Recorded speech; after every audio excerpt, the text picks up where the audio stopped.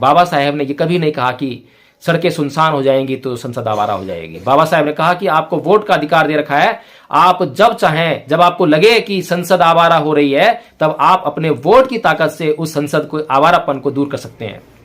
Professor Ratan लाल, professor Ritu, professor Laxman Yadav, इसके अलावा जो आपके बहुजन चैनल हैं, जितने भी चैनल हैं, अगर उन्होंने नीलम बौद्ध के जेल जाने की बात को रिपोर्ट नहीं किया है तो ये सब जो है दोषी हैं और इतिहास में एक कलंक इनके ऊपर लग चुका है।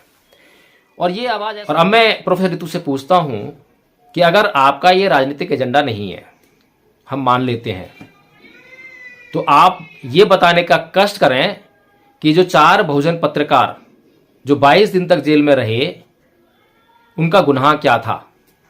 क्या इन पत्रकारों ने आपके आंदोलन को दिखाया या नहीं दिखाया? जब आपके ऊपर तो इतना कोई अत्याचार हुआ भी नहीं है, आपका तो मामला आर्थिक स्थिति से जुड़ा हुआ मामला है। जब आपकी नौकरी पर बन आई तब आपको समाज ने जाना, उससे पहले समाज आपको नहीं जानता था। लेकिन इन बहुजन पत्रकारों को, नीलम बौद्ध को, यह समाज कब से जानता है और समाज के लिए कब से काम कर रही है। और ये पहला मामला नहीं है, इससे पहले भी कितने आंदोलनों में अपने समाज को बचाते हुए उनको पुलिस की दरिंदगी का शिकार होना पड़ा। उन्हें जो है इसी तरह के झूठे मुकदमे भी उनके ऊपर लगे, लेकिन तब भी उस आवाज को दबा दिया गया। ये मुझे वीडियो इसलिए बनाना पड़ रहा है कि ये आवाज कब तक दबती रहेगी, कब तक? नीलम बौद्ध के लिए क्या मनोबल बढ़ाने वाली बात है? ऐसी कौन सी प्रेरणादायक बात है जिससे कि वो अपना काम जारी रखें? क्या समाज के लोग उनको पैसा देते, तनख्वाह देते हैं? क्या प्रोफेसर रितु उनको तनख्वाह देती है, कुछ दान देती हैं? प्रोफेसर रतनलाल जी उनको दान देते हैं, लक्ष्मण यादव उनको दान देते हैं? आप ना तो कोई आर्थिक सहयोग करते हैं और ना ही कहीं पर जब उन पर अत्याचार हो तब उनकी आवाज उठाते हैं। तो सोचने वाली बात यही है कि नीलम बौद्ध, उनके पास ऐसी कौन सी प्रेरणा है, ऐसा कौन सा उत्साह है जिसको लेकर वो समाज के लिए निरंतर कार्य करते रहे। नीलम बौद्ध समेत 4 पत्रकारों को 22 दिन तक झूठा मुकदमा लगाकर गोरखपुर जेल में रखा गया। बहुत से लोग जब ये वीडियो देखेंगे तो शायद पहली बार ये बात जान रहे होंगे कि नीलम बौद्ध जी 22 दिन तक जो है गोरखपुर जेल में रहीं। इसका कारण क्या है? इन लोगों की आवाज कौन उठाएगा? क्या गोदी मीडिया इन लोगों की आवाज उठाएगी? क्या गोदी मीडिया आपको बताएगी कि भाई आपके समाज की महिला जो है 22 दिन तक जो है जेल में रही, उसके लिए आंदोलन कीजिए? और जब प्रोफेसर रितु का आंदोलन चल रहा है तो वहां पर यह आवाज क्यों नहीं उठती है? प्रोफेसर रितु जो है, जय भीम, नमो बुद्धातियों। साथियों, आज हम चर्चा करेंगे बहुजन समाज के असली मिशन मूवमेंट पर। जी हाँ साथियों, आपको सुनकर थोड़ा आश्चर्य जरूर हो रहा होगा कि ये असली मिशन मूवमेंट क्या है और क्या अब तक जो मिशन मूवमेंट चल रहा है क्या वह नकली मिशन मूवमेंट है। ये नकली मिशन मूवमेंट कौन लोग चला रहे हैं और कैसे पहचान हो कि यह नकली मिशन मूवमेंट है या यह असली मूवमेंट है। साथियों, अभी पिछले दिनों नीलम बौद्ध समेत 4 बहुजन पत्रकारों को गोरखपुर में गैर कानूनी तरीके से और झूठे मुकदमा लगाकर जेल भेज दिया गया, जहां उन्हें 22 दिन तक मानसिक प्रताड़ना का शिकार होना पड़ा। यह अत्याचार उन पर मनुवादी सरकार ने किया और ये जो झूठा मुकदमा इन लोगों पर लगाया गया, उस समय ये लोग क्या कर रहे थे? क्या कोई अपना निजी कार्य कर रहे थे या ये लोग समाज का कार्य कर रहे थे? ये सोचने वाली बात है। लेकिन उससे भी ज्यादा सोचने वाली बात यह है कि 22 दिन तक अगर 4 बहुजन पत्रकार जेल में रहें तो बहुजन समाज में एक हलचल होनी चाहिए या नहीं होनी चाहिए। जो समाज की आवाज उठाने वाले लोग हैं, जो समाज को नेतृत्व प्रदान करने वाले लोग हैं, जो समाज के लिए आंदोलन करने वाले लोग हैं, क्या उन्होंने इन 4 लोगों के लिए, जो कि ये जो पत्रकार हैं, ये उन लोगों की आवाज उठाते हैं? जब भी उन पर कोई आपत्ति आती है तो उनको दिखाने का काम करते हैं, समाज को मैसेज देने का काम करते हैं।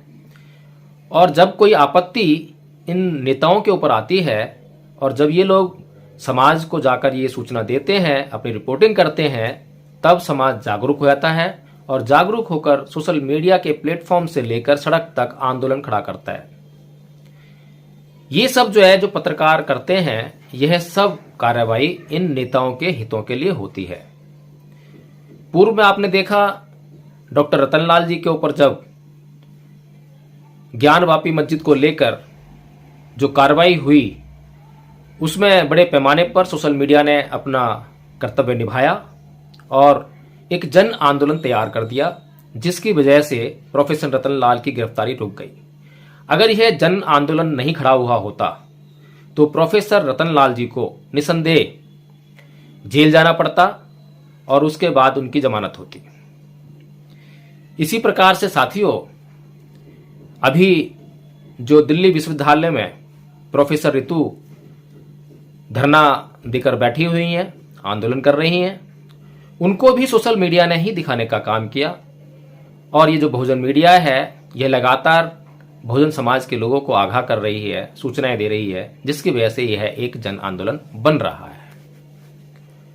इसी प्रकार से अभी जब लक्ष्मण सिंह यादव जी की नौकरी मनुवादियों ने छीन ली, तब भी उसे एक जन आंदोलन बनाने के लिए यही बहुजन मीडिया आगे आई और इस बहुजन मीडिया ने लक्ष्मण यादव के उस प्रकरण को बहुत अच्छी तरह से दिखाने का काम किया, जिससे कि लोगों में एक आवेश पैदा हुआ, एक आक्रोश पैदा हुआ।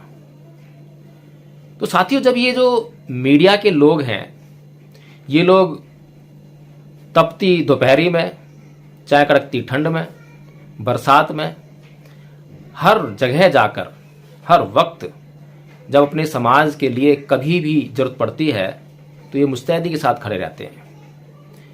और जो आज आपके सामने ये जो चेहरे मैंने कुछ गिनाए हैं, प्रोफेसर रतनलाल, प्रोफेसर रितु, लक्ष्मण यादव, ये जो चेहरे मैं गिना रहा हूं, ये सभी चेहरे आज चेहरा किस वजह से हैं? क्या इनको चेहरा बनाने के लिए गोदी मीडिया सामने आई थी? क्या गोदी मीडिया ने कभी यह बताने का काम किया कि लक्ष्मण यादव क्या काम कर रहे हैं?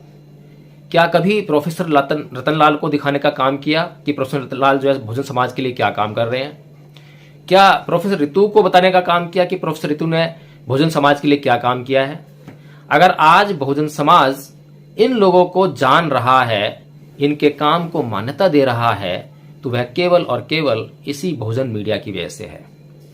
लेकिन बड़ा दुर्भाग्य है, बड़ी विडंबना है कि जब इसी बहुजन मीडिया के 4 पत्रकार गोरखपुर जेल में भेज दिए जाते हैं झूठे मुकदमे लगाकर, तब यही लोग जो समाज के लिए आज आंदोलन कर रहे हैं, प्रोफेसर रितु 100 दिन से ऊपर उनका आंदोलन हो गया है, लेकिन इन बहुजन पत्रकारों के लिए इनमें से किसी ने आवाज नहीं उठाई।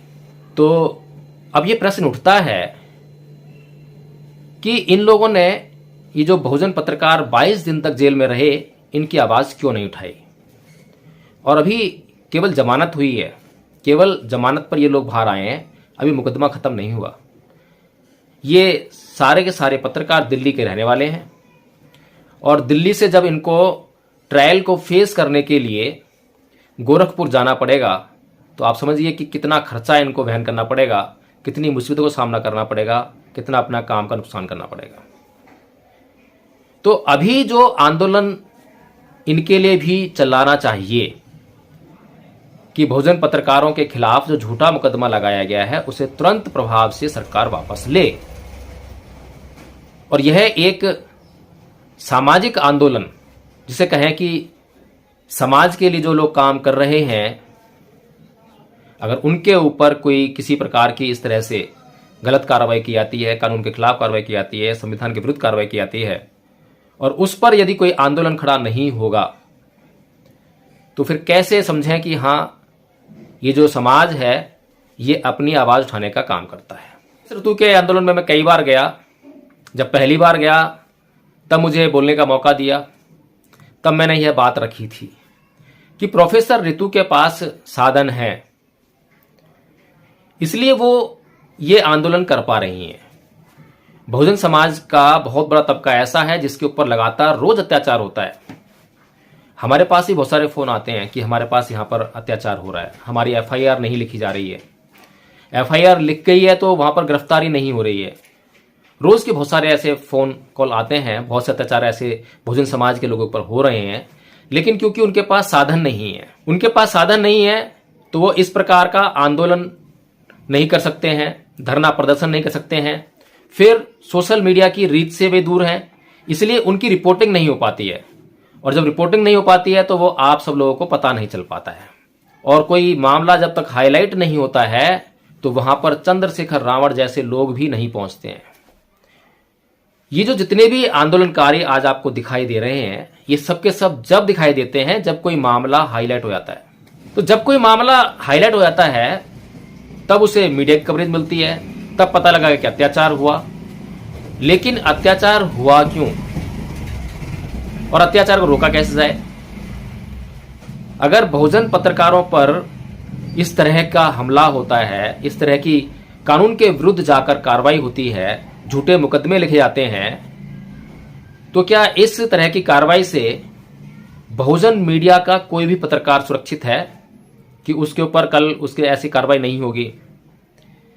साथियों, आपको जानकर बड़ा ताज्जुब होगा कि बहुजन मीडिया कहे जाने वाले, अब तो मुझे ये कहने में भी शर्म आती है कि बहुजन मीडिया नाम का कोई ऐसा जहां पर ग्रुप भी है, ऐसी कोई संस्था भी है या ऐसी कोई मीडिया भी है।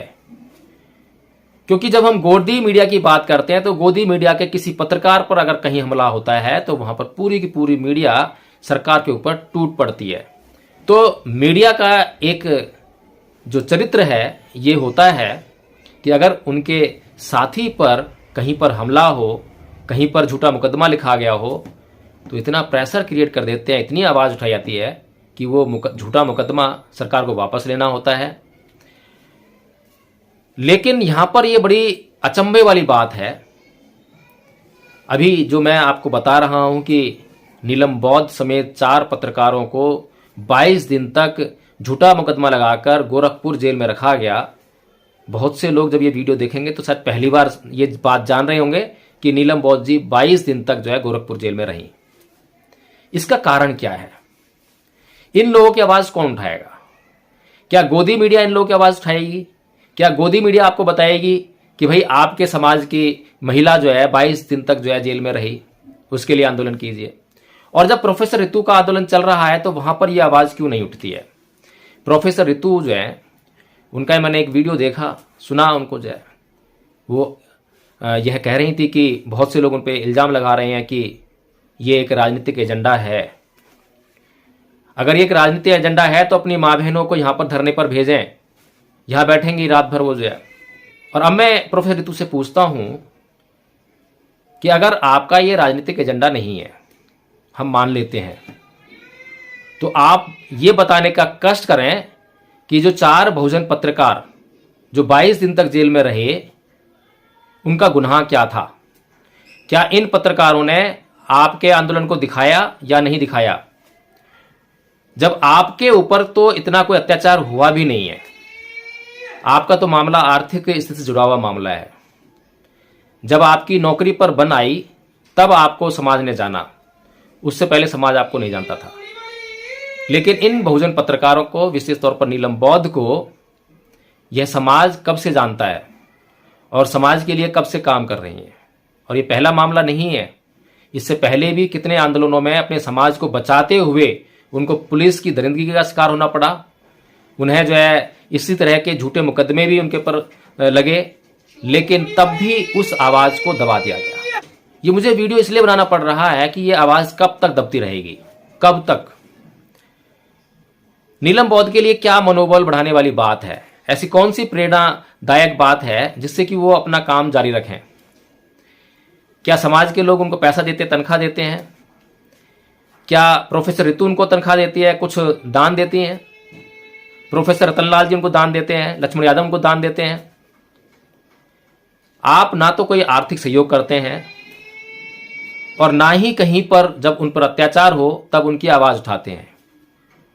तो सोचने वाली बात यही है कि नीलम बौद्ध और उनके जो साथी पत्रकार हैं, उनके पास ऐसी कौन सी प्रेरणा है, ऐसा कौन सा उत्साह है जिसको लेकर वो समाज के लिए निरंतर कार्य करते रहे। तो professor Ritu, professor Laxman Yadav, professor Ratan Lal, इनके ऊपर इतिहास में कलंक तो लग गया है।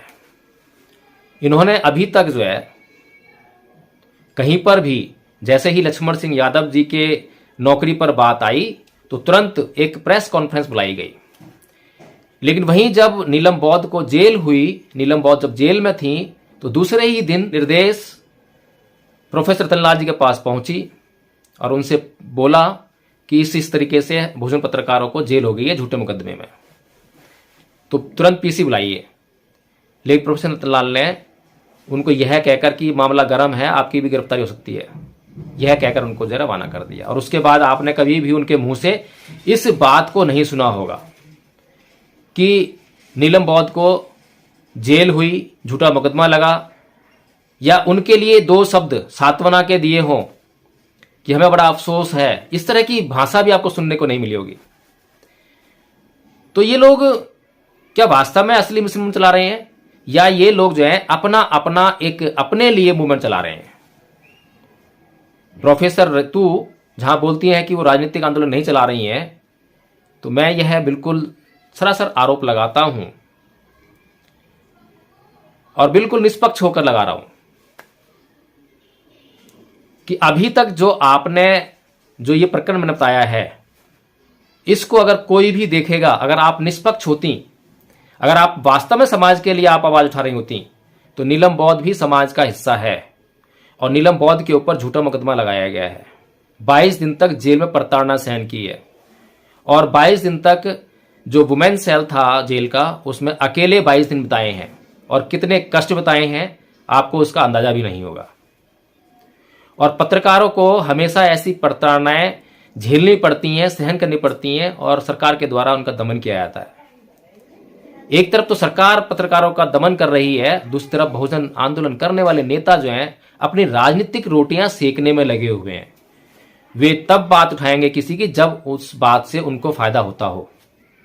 अगर किसी बात से उनको फायदा नहीं होता है तो वे उसकी आवाज को कभी उठाएंगे नहीं, बल्कि उसकी आवाज को दबाने का काम करेंगे।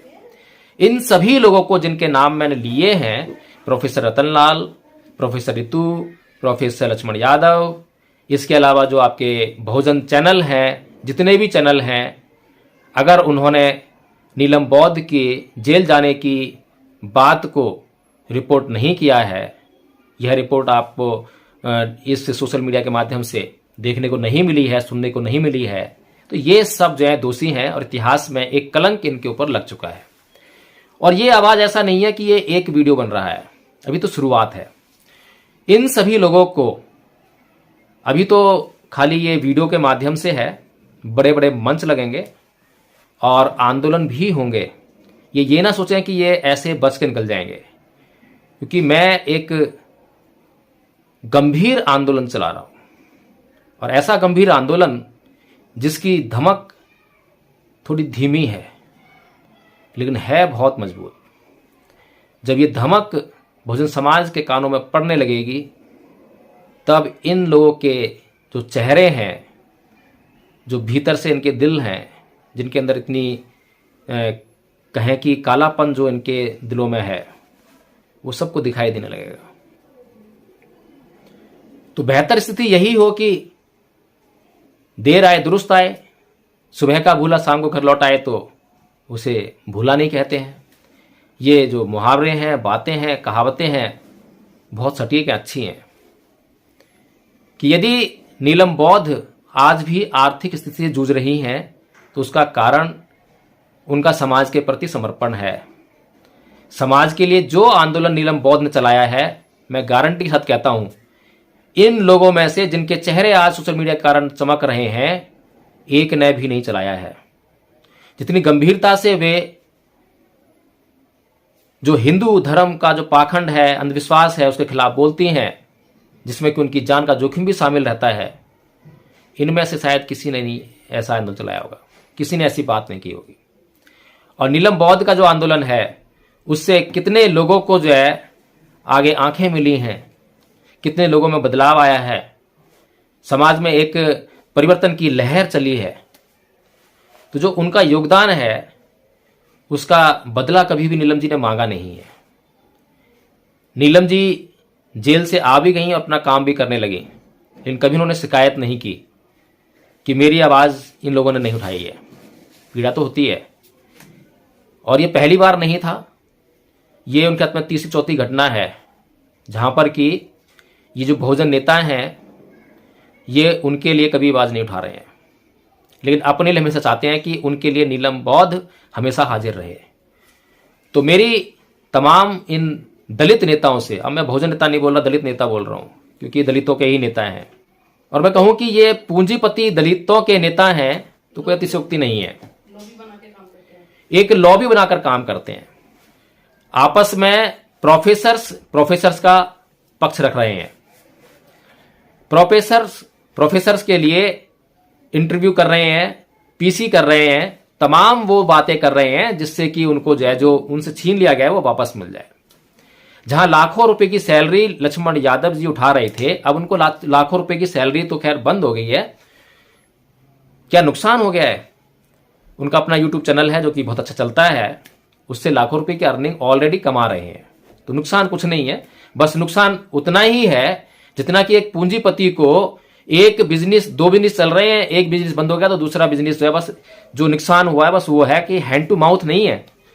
ये जो बहुजन समाज के, जिसको दलित कहा जाता है, जो वास्तव में जो जिसे बहुजन समाज कहा जाए, जो कि हैंड टू माउथ है, जो रोज कुआं खोद कर रोज पानी पीता है, उसकी तरह नहीं है। अगर उसके ऊपर अत्याचार हुआ होता, और लगातार रोज अत्याचार होते हैं, उनकी आवाज कौन उठाने वाला है? कोई भी नहीं है। और इससे जितना चेहरा अभी बहुजन समाज ने लक्ष्मण यादव का चमकाया है, तो सपा के साथ तो उनकी बातचीत चली रही है, आगे सपा के लिए काम करेंगे तो हो सकता है कि चुनाव लड़ लें, या बिना चुनाव लड़े ही विधान परिषद या राज्यसभा में भेज दी जाए। तो भविष्य लक्ष्मण यादव का कहीं खतरे में नहीं है। और कोई बता दे कि लक्ष्मण यादव ने समाज के लिए कौन सा आंदोलन किया है? वीडियोज बनाए हैं, वीडियोज के द्वारा जो है समाज जगाने का काम किया है। क्या जगाने का काम किया है? राम मनोहर लोहिया की आवाज को लगातार उठाते रहे हैं। डॉक्टर अंबेडकर की बातों को, उनके सिद्धांतों को कभी भी समाज को समझाने का काम नहीं किया है, मैंने तो कभी देखा नहीं है। और क्या समझाया है कि जब सड़कें सुनसान हो जाती हैं तो संसद आवारा हो जाती है। क्या परम पूज्य बाबा साहब डॉक्टर भीमराव अंबेडकर ने हमें यह कहा था? बहुजन समाज को साफ साफ निर्देश देते हुए बाबा साहब ने कहा था कि ये जो आंदोलन, ये जो भूख हड़ताल गांधी जी किया करते थे, जब मर्जी अनशन में बैठ जाया करते थे, यह अब गैरकानूनी हो गए हैं, क्योंकि अब संविधान लागू हो गया है। संविधान के अंदर जो है ऐसी शक्तियां आपको दी गई हैं, आम वोटर को भी वोट का अधिकार दे दिया गया है, जिसका सही इस्तेमाल करके अब उसे आंदोलन करने की आवश्यकता नहीं है, अनशन करने की आवश्यकता नहीं है। यही प्रोफेसर लॉबी, यही बुद्धिजीवी वर्ग अगर समाज के भीतर जाकर उसको जगाने का उसने काम किया होता, उसे अपने वोट का सही इस्तेमाल करने के लिए कहा होता, अपने भीतर सामाजिक ईमानदारी पैदा की होती, ये जो सामाजिक बेईमानी आज दिखाई दे रही है कि इसके लिए आवाज उठाई जाएगी, इसके लिए नहीं उठाई जाएगी, जब मेरे ऊपर गाज गिरेगी तो मैं अपने लिए आवाज उठाऊंगा, आंदोलन करूंगा, सोशल मीडिया के सारे प्लेटफॉर्म्स का यूज करूंगा, सारे पत्रकारों को बुलाकर पीसी करूंगा, लेकिन किसी और के ऊपर गाज गिरेगी तो मैं बिल्कुल चुप्पी साध लूंगा। तो ये जो सामाजिक बेईमानी जो ये लोग अपने भीतर ले रखे हैं, अपने मनों में इन्होंने लाद रखी है, अगर ये इन्होंने छोड़ दी होती और समाज के भीतर जाकर समाज को समझाने का काम किया होता, एक व्यवस्था का निर्माण करने का काम किया होता, तो आज जो भारत के अंदर ये स्थिति दिखाई दे रही है कि आरएसएस के द्वारा प्रायोजित एक पार्टी लगातार अत्याचार, दमन और शोषण करते हुए शासन कर रही है, और उसका विरोध करने के लिए आज हमें कोई मजबूत विपक्ष दिखाई नहीं दे रहा है। यह सब इसी बुद्धिजीवी वर्ग की देन है। बाबा साहेब ने ये कभी नहीं कहा कि सड़कें सुनसान हो जाएंगी तो संसद आवारा हो जाएगी। बाबा साहेब ने कहा कि आपको वोट का अधिकार दे रखा है, आप जब चाहें, जब आपको लगे कि संसद आवारा हो रही है, तब आप अपने वोट की ताकत से उस संसद को, आवारापन को दूर कर सकते हैं। बाबा साहेब डॉक्टर भीमराव अंबेडकर ने गांधी के तमाम विरोध के बाद भी आपको ना तो ग्रेजुएट होने पर, ना संपत्ति का मालिक होने पर, ना टैक्स देने पर वोट का अधिकार केवल और केवल आपको जो है वयस्क होने पर दिया। चाहे आप अनपढ़ हैं, चाहे पढ़े लिखे हैं, लेकिन आपको वोट का अधिकार दिया। इसीलिए दिया कि जब संसद आवारा होने लगे तब आप उस वोट का अधिकार, उसका प्रयोग करके आप वो संसद के आवारापन को दूर करें, आप खुद संसद में जाएं। लेकिन ये सब करने के लिए साथियों उस संविधान के प्रावधानों की जानकारी होना बहुत जरूरी है।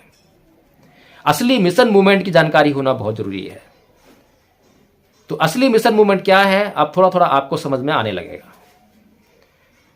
इसी प्रकार से मैं आपके बीच में आता रहूंगा लगातार जो है, और वीडियो बनाता रहूंगा। मुझे उम्मीद है कि अगर आपको लगता हो कि नीलम बौद्ध के लिए इन लोगों को आवाज उठानी चाहिए, तो आप इस वीडियो को इतना शेयर कीजिए कि ये जो सामाजिक बेईमान नेता जो हैं, जिनके मुंह से आज जो नीलम बौद्ध का नाम लेना गुनाह सा हो गया इनके लिए, उनको पता लगना चाहिए कि वो कौन सा मिशन चला रहे हैं, उनके मिशन में कितनी बेईमानी है। ये जो सामाजिक बेईमानी है, इससे समाज का भला होने वाला नहीं है। सामाजिक बेईमानी करके केवल अपने निजी स्वार्थों को ही हल कर पाता है, समाज के हितों को कभी भी पूरा नहीं कर पाएगा। तो इसीलिए साथियों जागरूक हो जाइए। और नीलम बौद्ध जो है आपके भीतर से, आपके बीच में से हैं। जिस प्रकार से आपके बीच में, आपके साथ में हुई घटनाओं की आवाज ये लोग नहीं उठाएंगे, ना उठाते हैं, इसी प्रकार से नीलम बौद्ध क्योंकि आपके बीच में से हैं, बिल्कुल साधारण परिवार से हैं, इसीलिए इन लोगों को नीलम बौद्ध हजम नहीं होती है। इसीलिए ये लोग नीलम बौद्ध की आवाज नहीं उठाते हैं। तो साथियों हमें अपनी आवाज स्वयं उठानी पड़ेगी। यदि आपको लगता है कि वास्तव में जो है ये बातें सही हैं, तो इस वीडियो को अधिक से अधिक शेयर कीजिए, अधिक से अधिक सोशल मीडिया के ग्रुप्स में शेयर कीजिए, ताकि जल्दी से जल्दी जो है, जो ये हमारा बुद्धिजीवी वर्ग है, ये बड़ी मुश्किल से समाज के कारण बुद्धिजीवी वर्ग बना है, और इसकी बुद्धिजीवी जो ताकत है उसका इस्तेमाल समाज के लिए होना चाहिए, समाज के खिलाफ नहीं होना चाहिए। जितना जल्दी ये लोग जाग जाएंगे उतना जल्दी समाज का भला होने वाला है। जय भीम, नमो साथियों।